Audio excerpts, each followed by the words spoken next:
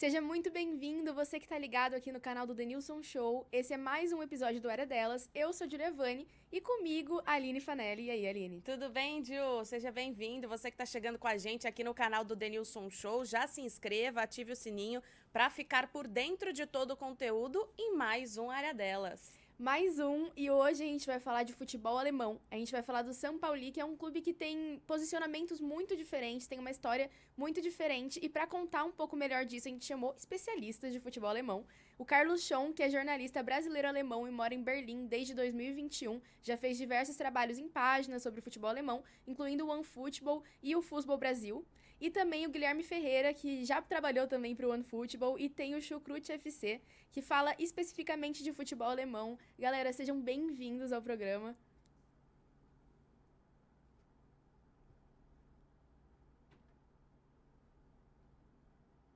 Prazer enorme estar participando do Área Delas para falar do São Paulo, um time que, mesmo sem tanto sucesso dentro de campo, é conhecido na Alemanha, fora dela, então é porque tem algo de especial nesse clube.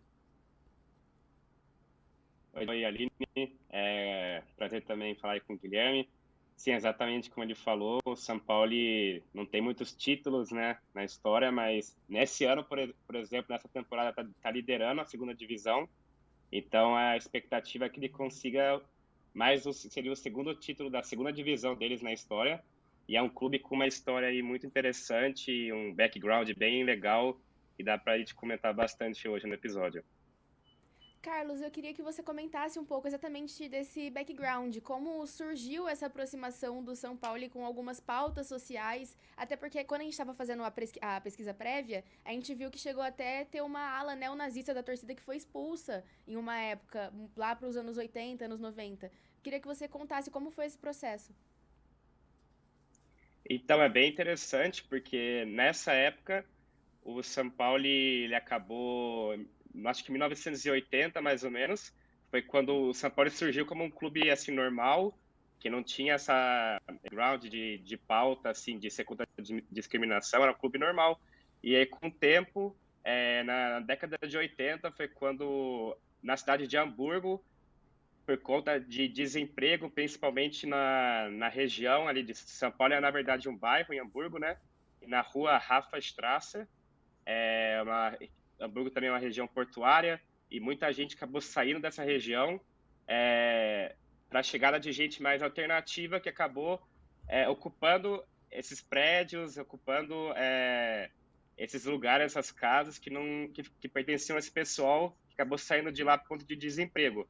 E esse pessoal que teria pessoal mais alternativo, eles acabaram é, mudando também a história do clube. Com o tempo, cada vez mais torcedores, né, pessoal que morava na região de São Paulo, acabou também indo para o estádio, e com o tempo esse pessoal que era também tinha esse pensamento, era contra, que tinha esse pensamento mais para frente, mais progressista, que era contra qualquer tipo de discriminação.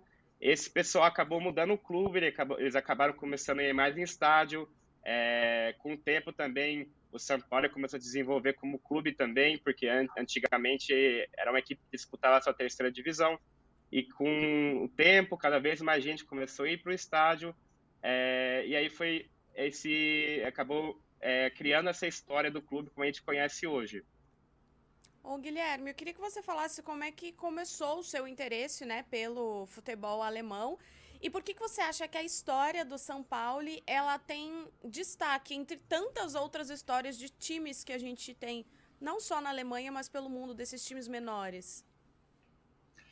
Bom, meu interesse pessoal pelo futebol alemão começou assim por alguns motivos diversos. Eu viajei para lá, me interessei pelo idioma e aí como uma forma de melhorar no idioma alemão, eu decidi unir o útil ao agradável. Comecei a consumir informações sobre futebol em alemão, do futebol de lá, e de lá para cá, isso começou tem quase 10 anos. Isso se tornou algo frequente na minha vida e busquei cada vez mais me interessar pelo futebol alemão. E um dos motivos que me faz gostar do futebol lá da Alemanha é algo que está relacionado ao São Paulo, que é a proximidade, a relação próxima entre clube e torcida, a influência que os torcedores têm na vida política dentro dos clubes. A gente lembra que lá na Alemanha os torcedores, os sócios, eles têm papel decisivo em tomadas de decisões importantes, eles não aceitam a chegada de investidores externos. E no São Paulo, eu acho que essas pautas sociais, essas pautas progressistas que o Carlos já mencionou, elas são abraçadas de uma maneira muito mais intensa do que em outros clubes alemães. E acho que isso torna o São Paulo um clube diferenciado, com uma história tão especial. A gente atualmente até vê clubes como Wolfsburg usando a faixa de capitão, a braçadeira de capitão nas bandeiras, nas cores da bandeira do arco-íris, por exemplo, nas cores do arco-íris. A gente vê diversos clubes com pautas anti-homofobia, antirracista, mas acho que nenhum deles abraça ela de uma forma tão especial, de uma forma tão carinhosa como o São Paulo. E isso começou lá nos anos 80 mesmo, como vocês estavam mencionando, em meio a uma onda de neonazismo, uma onda de hooliganismo que surgia em alguns clubes alemães. Muitas pessoas lá em Hamburgo não se sentiam confortáveis com esse cenário no clube rival, o Hamburgo, que é mais tradicional, mais vitorioso, mas muitas pessoas lá na década de 80 não se sentiam confortáveis com esses tipos de comportamento em meio à torcida do Hamburgo, e encontraram no São Paulo um ambiente mais agregador, um ambiente mais inclusivo para poder torcer, para poder apoiar o seu time de futebol. E você falou sobre justamente essa questão de se aproximar das pautas sociais, e eu queria entender quais são os processos que eles fazem para isso, como que eles incluem todo mundo. Eu acho que seria legal explicar para o público algumas ações que eles fizeram, acho que seria uma boa para o pessoal entender a importância do São Paulo nesse contexto.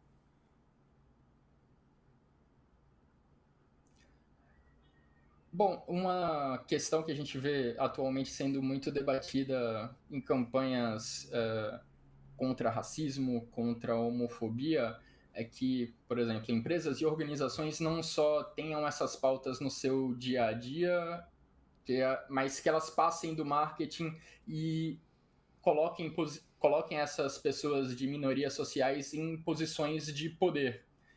E acho que o São Paulo tem feito isso com uma frequência bem relevante nos últimos tempos. Lá de 2002 a 2009, a 2010, se eu não me engano, o São Paulo teve um presidente que era abertamente gay, o Corny Littmann.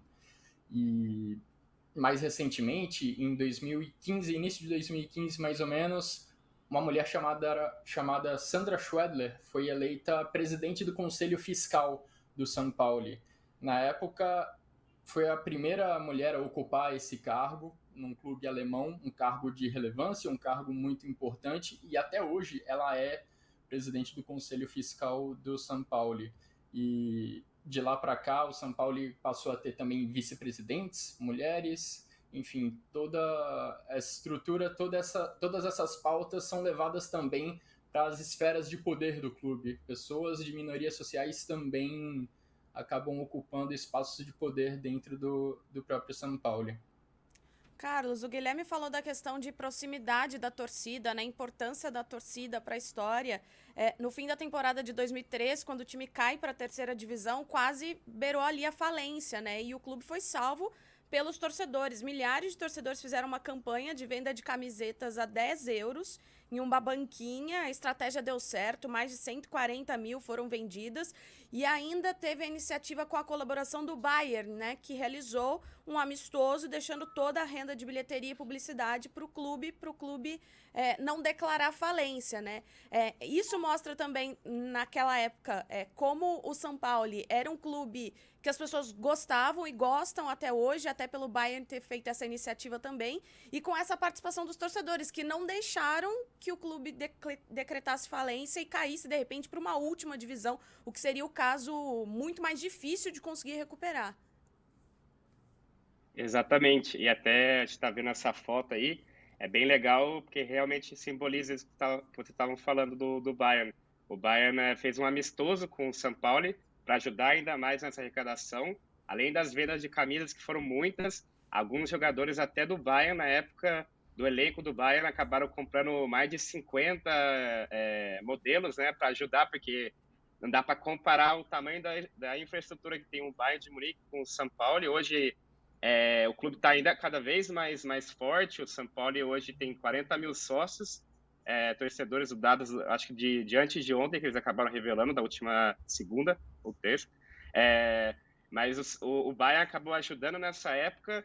E outro fator que também ajudou bastante o São Paulo nessa época foi que eles foram muito longe na Copa da Alemanha. Foi a melhor campanha de sempre do São Paulo, que eles atingiram a semifinal.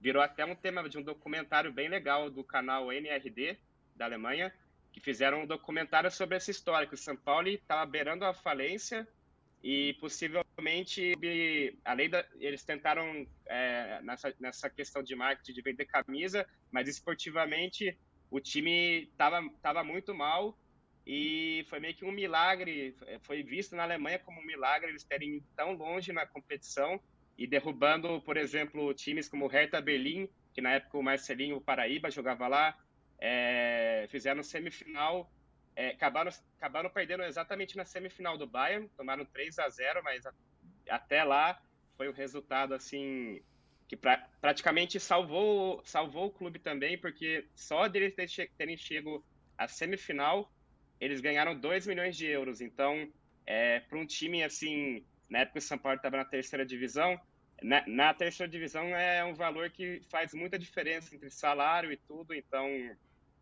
além dessa questão de marketing, dos torcedores abraçarem o clube, eles também terem feito uma campanha muito boa na época na Copa da Alemanha, foi outro fator que também contribuiu para o clube não beirar a falência, né? E é muito legal isso também, faz uma grande parte assim, da história do São Paulo.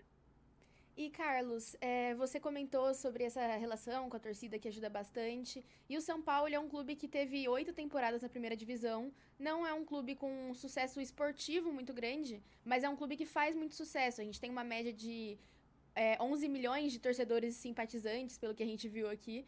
E é muita coisa para um clube que passa a maior parte do tempo na segunda divisão. Você acha que é exatamente por essa relação que eles tendem a ser um clube pros torcedores? Você acha que isso acaba atraindo mais gente pra torcida do São Paulo? Acho que sim. Eu acho que também os valores que o São Paulo ele transmite, né?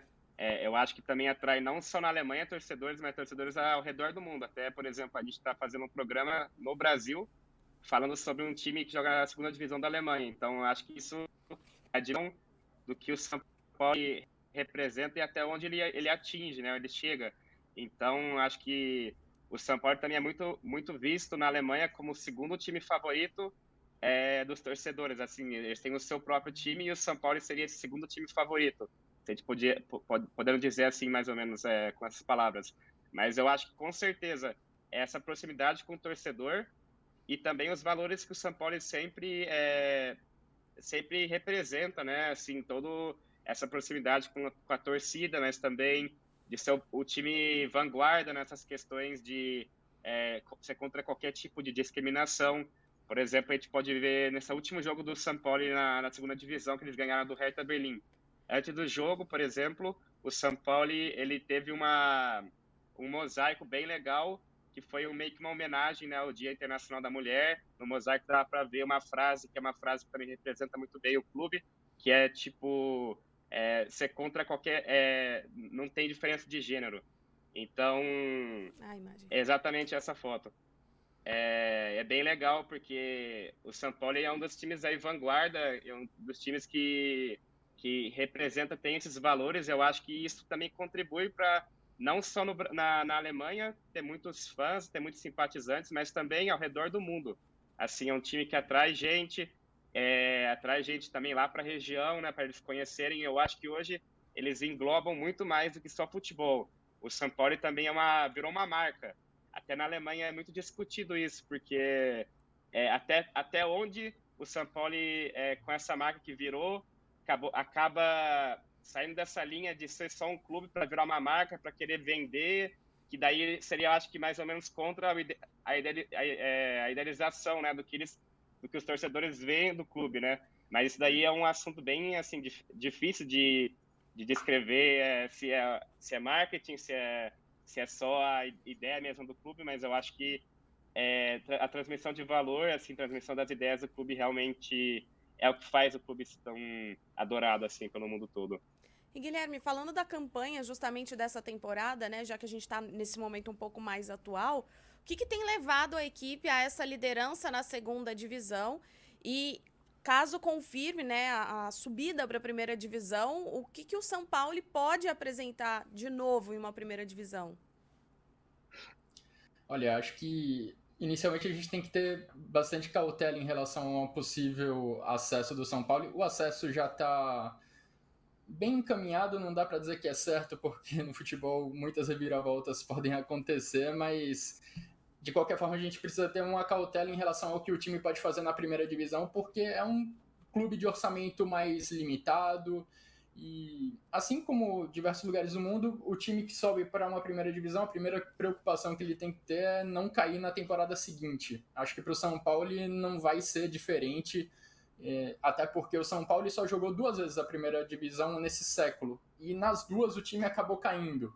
Até conseguiu fazer algum barulho, conseguiu uma ou outra vitória relevante para a sua torcida, uma ou outra vitória marcante, mas das 2 vezes que subiu nesse século acabou caindo no ano seguinte. Então acho que o primeiro objetivo do clube vai ter que ser mesmo pensar em permanência, pensar em contratar jogadores com alguma experiência da elite do futebol da Alemanha e buscar a permanência para que não continue sendo um clube ioiô. E qual a principal característica desse time hoje? Olha, acho que é um time com uma característica ofensiva muito forte. A gente viu num clássico recente contra o Hamburgo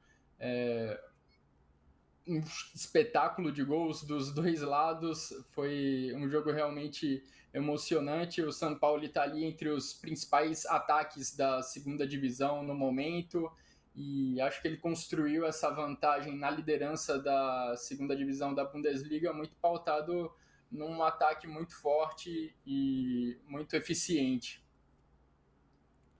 E, Carlos, o Guilherme mencionou que é um jogo que tem muitos gols, um futebol ofensivo, e a Bundesliga hoje, o futebol alemão hoje é uma das principais escolas de treinadores, é uma liga que sai muitos gols, é uma liga muito interessante de assistir, e eu queria que você comentasse um pouco desse momento que o futebol alemão vive, porque, por exemplo, o Klopp é meu técnico preferido, e ele surge em um mês muito pequeno e consegue fazer algo gigante com esse clube. Sim, e até é exatamente uma pergunta legal envolvendo o São Paulo mesmo, porque o técnico do São Paulo tem 31 anos. O Fabian Hützler tem só 31 anos, então, e tá fazendo uma baita de uma campanha na segunda divisão, então isso já mostra, né, como a escola da Alemanha tá realmente muito boa de técnicos, e provavelmente ele renovou agora recentemente o contrato, mas eu não duvido nada que se o Bayern de Munique, por exemplo, vai trocar de técnico agora na próxima janela. Eu não duvido nada que se o Bayern pegar um treinador por exemplo, do Stuttgart, o Sebastian Hoeneß, que o Stuttgart não vá atrás, por exemplo, do treinador do São Paulo. Então, é uma escola que realmente revela muitos técnicos. A Alemanha, o Klopp, eu acho que, na minha opinião, é o principal, mas tem também o Flick, que recentemente estava no Bayern e agora está no mercado. O Barcelona, que é ele, né? As últimas notícias aí da imprensa internacional, imprensa catalã. Além dele, até o Tuchel, que vai sair do Bayern. Provavelmente ele vai arranjar um outro clube, porque é um técnico muito bom também. E aí, até o próprio Sebastian Hoeneß, do Stuttgart, mas daí a gente tem muitos outros exemplos. O futebol alemão, hoje em dia, acho que é uma das principais ligas número de gols mesmo, mas também de público. Acho que a Alemanha em si, a Bundesliga em si, é a liga que tem mais público na Europa, e também a segunda divisão alemã entre, acho que as 5 principais ligas entre públicos, somando todas as divisões. Acho que nas 2 semanas, a segunda divisão teve até mais público numa rodada do que a primeira divisão, para ver o tamanho desse feito. Então, a Bundesliga, eu acho que junta não só gols, junta também técnicos, muito técnicos jovens, técnicos de muito potencial, jogadores jovens também de muito potencial, que a gente vê, por exemplo, Bellingham, que jogava no Dortmund, agora está jogando no Real Madrid. A gente vê Haaland, jogava no Dortmund, agora está jogando no Manchester City.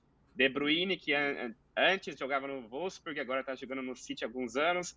E por aí vai, muitos jogadores jovens que vão para a Alemanha para ter tipo, a primeira chance, assim, aparecer num centro grande e acabam despontando e muitas vezes acabam saindo até do campeonato alemão para outras ligas, principalmente para a Premier League, né, que é a liga que tem mais investimento hoje, mas alguns desses tópicos assim mostram como a Bundesliga é interessante e mostra também um futebol muito legal lá. E essa questão, Carlos, que a torcida do São Paulo, antigamente, e aí a gente quer entender como é que tá hoje, questionava a exploração publicitária do estádio, não gostava muito dessa questão de investimento, do dinheiro envolvido no futebol. Como é que tá isso hoje? Porque a gente vem em uma evolução, né? E cada vez mais você precisa de investimento, você precisa de renda e tudo que envolve o futebol. Esse eu acho que é um tema ainda muito que divide muita opinião entre a torcida do São Paulo, porque a gente vê cada vez mais os clubes hoje em dia precisando de orçamentos maiores, porque o futebol está ficando mais caro, a transferência está ficando mais caro, jogadores recebem cada vez mais salários maiores, então tudo isso somado, querendo ou não, os clubes precisam fazer também marketing, precisam vender uniformes. O São Paulo, no caso, ele fabrica os próprios materiais esportivos, a marca do São Paulo é a marca própria, e antigamente eles eram patrocinados pela Nike, e eu acho que faz uma diferença você ter um patrocinador, uma Nike ou qualquer outra patrocinador que paga esses milhões aí por ano, por mês, e ter o seu próprio material fornecedor. Então, acho que isso faz diferença, e por isso eu acho que é um tema muito difícil de falar, porque cada vez mais a gente vê que os clubes vivem de receita, né? Vivem de venda de camisa e tudo, para pagar também salários de jogadores, para trazer cada vez mais jogadores de potencial para os times, né? Para acabar se classificando, no caso do São Paulo, para uma competição internacional, quem sabe um dia. Mas hoje ainda é um tema assim, meio complicado, porque eu vi também muitos documentários sobre o São Paulo, nos quais os próprios torcedores, eles veem isso como uma crise de identidade, pode-se dizer assim, que eles querem abrir cada vez mais para essa exploração de venda de produtos, venda de ingressos e tudo mais, mas é um tema ainda que acho que divide muita opinião e é até chamado de crise de identidade, no caso. E aí, Guilherme, cai muito no que você falou, né? Porque se consegue o acesso, você vai precisar de mais investimentos, vai precisar contratar mais jogadores e melhorar o time para pelo menos permanecer na primeira divisão, né? Sem dúvida. O próprio São Paulo, um outro motivo para ele ser visto como um clube inovador na Alemanha é que lá em 2009 ele publicou um guia de princípios, foi o primeiro clube alemão a fazer algo do tipo. E nesse guia de princípios, um dos pontos coloca que o clube ele deve ser pautado pela tolerância e pelo respeito, esses são pilares do São Paulo. E tem também um tópico desse guia de princípios que fala que a venda de bens e serviços do São Paulo é motivada não só por razões comerciais, mas também obedecendo a princípios de sustentabilidade, ecologia, de compatibilidade social.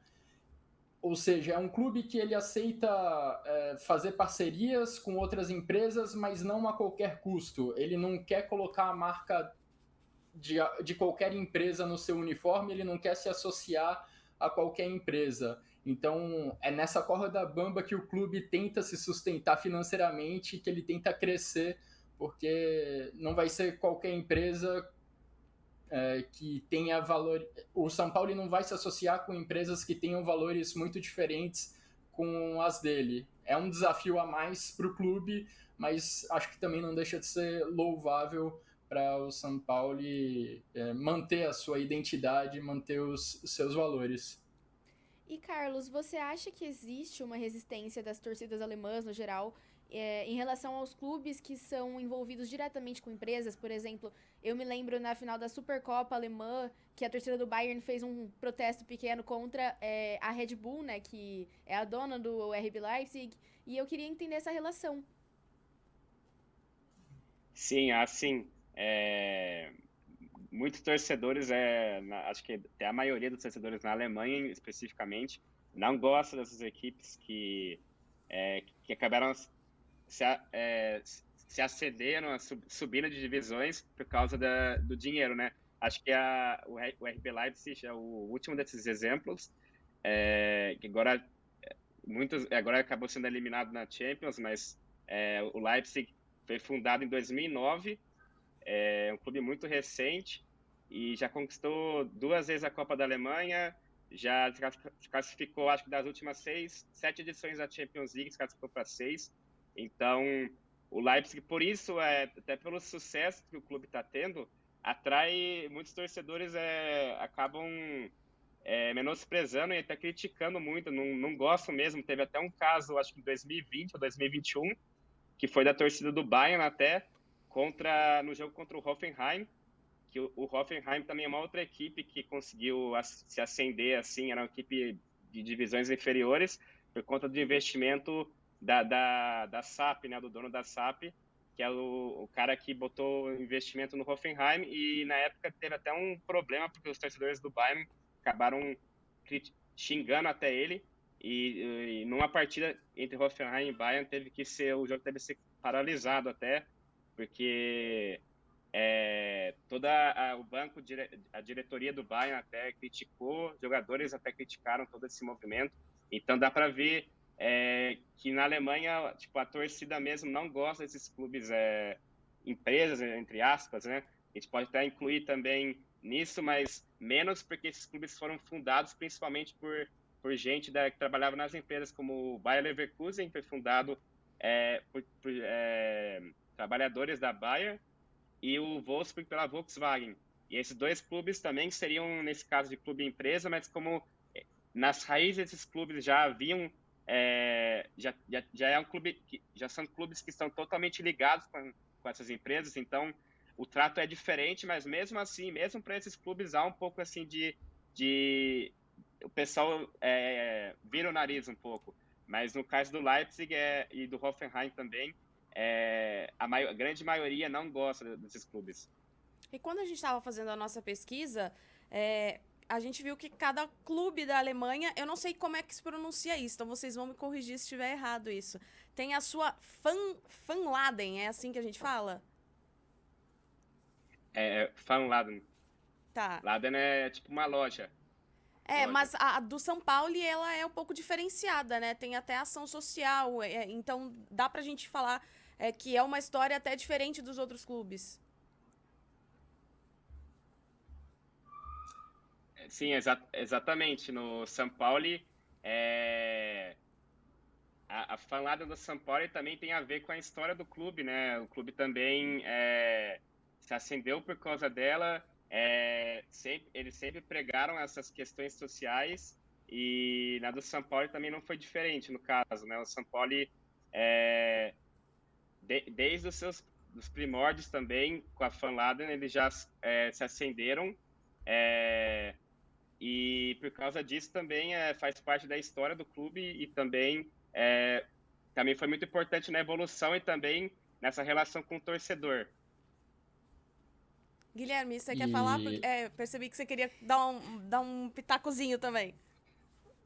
Não, só para lembrar também que existe uma marca meio que registrada do São Paulo, que é aquele símbolo da caveira com os ossos cruzados, que se tornou um símbolo do São Paulo e da torcida do São Paulo nessa época da década de 80, quando o clube começou a ganhar essa marca de um clube progressista que defendia pautas sociais. Torcedores começaram a levar bandeiras com essa caveira e os ossos cruzados para as arquibancadas, e isso de uma forma bem espontânea acabou se tornando um símbolo do clube, que inicialmente nem curtiu muito essa associação, mas com o passar do tempo adotou para si essa imagem e agora passa até a comercializar vários produtos com essa marca, com essa imagem. camisas, cachecóis, agasalhos. E até para tocar num ponto que o Carlos acabou de mencionar muito bem sobre o fato das torcidas alemãs terem um olhar bem torto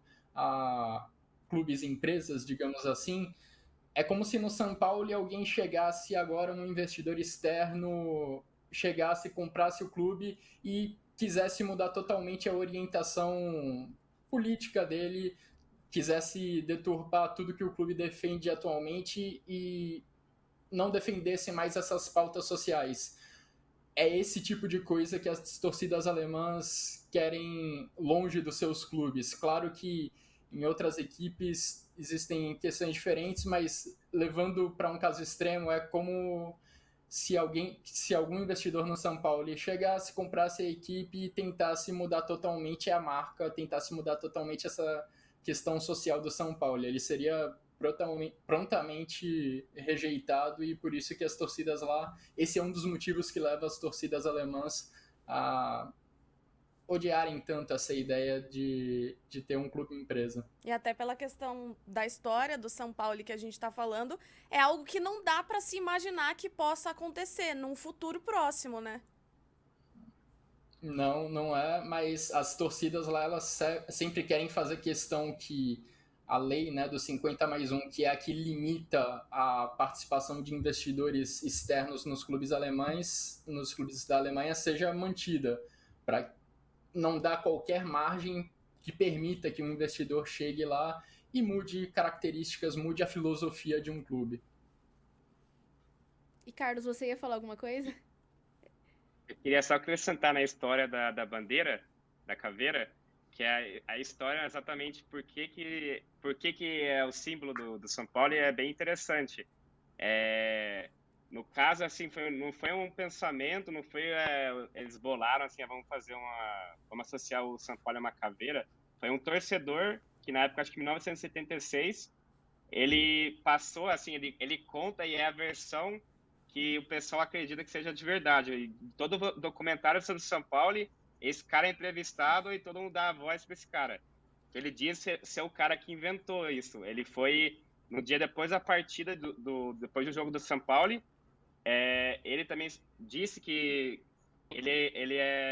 foi um cara que trouxe muita gente para o estádio, e ele fala, na história que ele conta, ele, depois de um jogo do São Paulo, ele estava bêbado, né, tomou umas cervejas e passou por uma catedral da cidade de Hamburgo, e passando nessa catedral, ele viu uma loja e viu a bandeira no caso, essa bandeira aí do esqueleto. Ele viu numa loja e pagou 10 marcos alemães na época, essa bandeira, e começou a trazer a bandeira para o estádio, mas ele não tinha ideia, ele não tinha esse pensamento, ou não era o fim dele, que a bandeira acabasse sendo comercializada, né? Ele até fala nesse documentário também da NRD, ele fala assim, se eu soubesse disso, eu tinha patenteado, né? Daí teria virado a ideia dele, né, no caso. E é uma história interessante, porque ele nesse documentário, ele meio que fala que ele se sentiu traído, né? Porque foi ele que começou com tudo e acabou que realmente virou uma marca do São Paulo. É o segundo escudo, né? Tirando o escudo, o brasão mesmo, todo mundo associa a caveira ao São Paulo hoje em dia. E Guilherme, eu sinto que no Brasil as pessoas têm uma tendência a achar que torcidas ultras estão ligadas aos movimentos de direita. E eu acho que é uma concepção muito errada do que a gente tem no futebol europeu. Lógico que tem grandes torcidas que são marcantes por isso, mas também tem torcidas que vão no sentido contrário, que é o caso do São Paulo, da Green Brigade do Celtic também, que são torcidas mais progressistas. E eu queria que você comentasse a importância dessa popularização do São Paulo no Brasil para quebrar essas concepções. Sem dúvida. E eu até mencionei que lá na década de 80 havia um certo movimento, algumas manifestações nazistas, de hooliganismo em meio a torcidas alemãs, mas o cenário mudou bastante de lá para cá. Acho que dá para dizer que atualmente grande parte das torcidas dos clubes da Bundesliga, não vou dizer todas, mas uma parte muito grande delas, tem posicionamentos também nas arquibancadas antirracistas, posicionamentos anti-homofobia, E isso eles deixam claro de uma forma bem explícita, até em mosaicos antes dos jogos. Essas questões já não são mais exclusivas da torcida do São Paulo. Dá para dizer sim que o clube e a torcida do São Paulo é quem mais abraça essas questões sociais na Alemanha até hoje, mas isso está longe de ser uma exclusividade atualmente. Borussia Dortmund, Bayern de Munique, é até normal você ver, até na Allianz Arena, prestando atenção, uma bandeira do arco-íris tremulando atrás dos gols da Allianz Arena, algo que é até meio impensável aqui no Brasil. E eu acho isso interessante, acho que esse tipo de movimento é interessante também porque acaba trazendo à tona ações sociais que esses clubes e essas torcidas desenvolvem que são muito benéficas para a comunidade ao redor. Trazendo um outro exemplo do próprio São Paulo e de como a torcida do São Paulo olha a comunidade, o entorno como um todo, eles, em meio à crise migratória na Alemanha, que já vem de alguns anos, né, mas teve um dos seus ápices ali por 2015, mais ou menos, o São Paulo e sua torcida, eles apoiam abertamente imigrantes que chegam à Alemanha sem grandes condições de vida, sem ter muitos meios para sobreviver.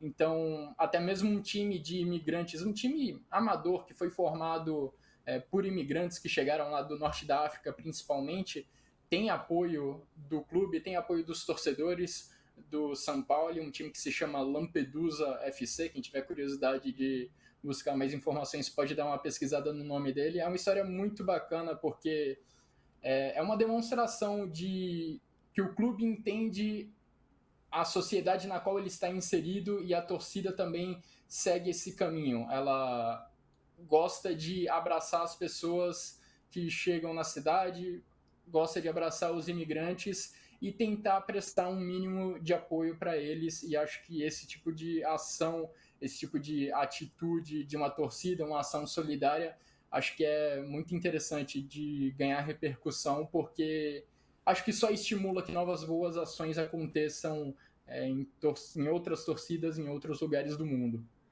Ô Carlos, a grande vitória do São Paulo continua sendo aquela para cima do Bayern de Munique na temporada de 2001-2002, que é uma vitória que rendeu até camiseta, os vencedores dos campeões mundiais. Na minha visão, sim. Sim, acho que ter chegado tão longe na Copa da Alemanha também é um marco muito grande para o clube. A semifinal representa algo muito grande, mas a vitória sobre o Bayern, na minha opinião, realmente é a maior conquista do São Paulo até hoje. E só acrescentando que o Guilherme estava falando, mas agora há pouquinho, o São Paulo ele tem também a maior torcida feminina da Alemanha, de torcedoras. E também o São Paulo tem um capitão que chama o Jackson Irvine, que é australiano, que é um pouco diferente, assim, um cara australiano ser capitão num time na Alemanha, e esse é um cara que, por exemplo, não tem carro e vai todo dia pro treino de metrô. O próprio São Paulo fez uma matéria bem legal com ele, um vídeo no YouTube, para também quem tem interesse pode pesquisar, botar Jackson Irvine São Paulo e dá para ver o vídeo, e é um cara também, o jeito dele é um pouco diferente, porque ele é um cara que pinta as unhas da mão, que para jogador de futebol é algo assim um pouco diferente. E é um cara que vira e mexe, você vê no Instagram dele, ele tá postando foto com camisa de time retrô. Não só do São Paulo, de qualquer time. Ele posta foto com camisa do Boca Juniors, da Argentina, inúmeros clubes. E você, assim, você não vê, por exemplo, não é algo normal, né? Então, um cara que é legal isso também, porque é um cara que representa bem, assim, esse jeito alternativo do São Paulo também. As imagens que você está acompanhando na tela são as imagens dessa vitória para cima do Bayern, que tinha no gol Oliver Kahn. Foi um grande dia para a equipe do São Paulo, né, Guilherme? Sim, eu acho que o São Paulo, em cada uma das campanhas que ele teve na Bundesliga nesse século, e o São Paulo disputou a Bundesliga 2 vezes, ele teve uma vitória marcante. Na temporada 2001-2002, essa sem dúvidas foi a grande partida, essa vitória contra o Bayern de Munique, que era o campeão mundial da época, que tinha nomes como Oliver Kahn no gol, que pouco tempo depois viria a fazer uma Copa do Mundo espetacular, perdendo para o Brasil na final. E aí, quando o São Paulo subiu pela segunda vez nesse século para jogar a temporada 2010-2011, acho que também foi especial por ser no ano do centenário do São Paulo, esse acesso, e também por, nessa temporada 2010-2011, vencer o grande rival, o Hamburgo. O Hamburgo e o São Paulo dividem a cidade, mas não existe um grande número de confrontos entre eles na história, porque o São Paulo passou a maior parte do tempo na sua história na segunda divisão. O Hamburgo, pelo contrário, é um time que está mais acostumado a jogar a primeira divisão, por mais que esteja em baixa atualmente. E nessa temporada o São Paulo conseguiu vencer o Hamburgo em um dos confrontos entre as duas equipes. Foi a primeira vitória do São Paulo contra o Hamburgo no Clássico desde 77. Não são muitas vitórias que o São Paulo tinha contra o seu grande rival da cidade até aquele momento. Então, acho que em cada uma das duas participações do São Paulo na Bundesliga nesse século, ele teve uma vitória marcante. Essa contra o Bayern de Munique lá em 2002, o atual campeão mundial, e em 2010, em 2011, na verdade, essa vitória contra o Hamburgo, o grande rival da cidade. E agora a gente vai chegando ao fim de mais um episódio muito legal sobre o futebol alemão e o São Paulo. Carlos, muito obrigada por aceitar o convite. Prazer, muito obrigado pelo convite, né? E foi um prazer também ter falado sobre futebol alemão e sobre vocês. Guilherme, também muito obrigada por vir aqui falar com a gente. Eu que agradeço, Júlia. Obrigado a você, obrigado a Aline, obrigado a todos que participaram. Um grande abraço para o Carlos. Muito legal bater esse papo com vocês sobre futebol alemão e sobre o São Paulo. E Aline, eu quero que você mande um recado para todo mundo que tá aqui ligado no canal do Denilson Show. O que é para fazer? É para se inscrever no canal do Denilson Show, ativar o sininho, ficar por dentro de todo o nosso conteúdo. O Área Delas está sempre às segundas-feiras por aqui e você acompanha o nosso programa no canal do Denilson Show. E fique ligado também nas nossas redes sociais, né? No Instagram, nosso perfil do Área Delas. É isso, muito obrigada a você que acompanhou até aqui com a gente. E fiquem de olho que semana que vem tem mais um episódio do Área Delas.